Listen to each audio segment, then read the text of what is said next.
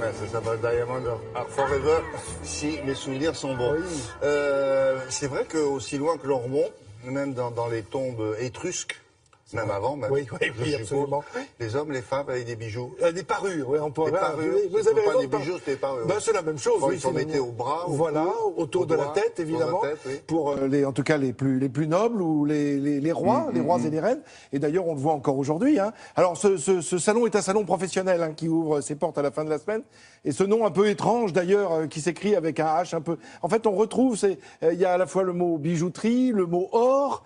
Le H, c'est l'horlogerie, et puis K, c'est A, c'est les cadeaux. Donc, vous voyez, on est bien dans cet échange qu'il doit avoir avec ces bijoux. Alors, le mot de diamant, évidemment, qui figure parmi ces plus beaux bijoux, comme les pierres précieuses d'ailleurs, comme l'or, comme l'argent, font partie évidemment de toutes ces collections. Et moi, j'avais envie de vous parler à la fois de ceux qui le travaillent, évidemment. Donc, il y a les bijoutiers, les joailliers, les lapidaires. Alors, autant un diamantaire travaille le diamant, ça taille le diamant, autant le lapidaire, lui, il taille les pierres précieuses. Et quand on dit de quelqu'un, il exprime quelque chose une formule lapidaire, par exemple, ben, il y a un lien. Il y a le mot lapidation, ça a un rapport.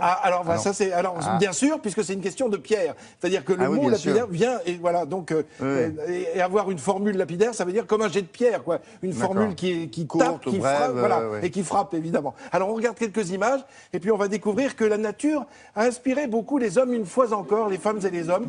Alors là, voilà, si vous n'êtes pas obligé, évidemment, si vous avez des bijoux, vous n'êtes pas obligé de sortir comme cette dame avec tous vos bijoux sur vous pour aller faire les courses. Mais là, une fois par an, elle le fait, elle est obligée. Là. Pour le message, entre autres. Alors, on voit là beaucoup de diamants. Diamant, ça vient de Adamas, qui veut dire indomptable. Regardez cet oiseau, c'est une aigrette.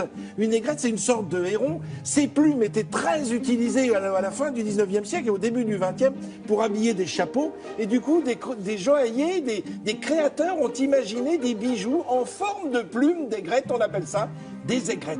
Là, nous avons évidemment le cadre noir. Alors, c'est ce qu'il y a de mieux en dressage de cavalerie en France. Mais vous avez le mors qui fait partie de ce qu'on appelle la bride, c'est-à-dire tout l'arnachement, tout le harnais qui est autour de la tête du cheval. Et le mors est relié au reste par ce qu'on appelle une gourmette. Cette gourmette qui va être utilisée, le mot va servir aussi, puisque c'est à peu près la même forme, avec des anneaux de métal précieux, évidemment, d'or ou d'argent. Voilà comment tout cela s'est transformé.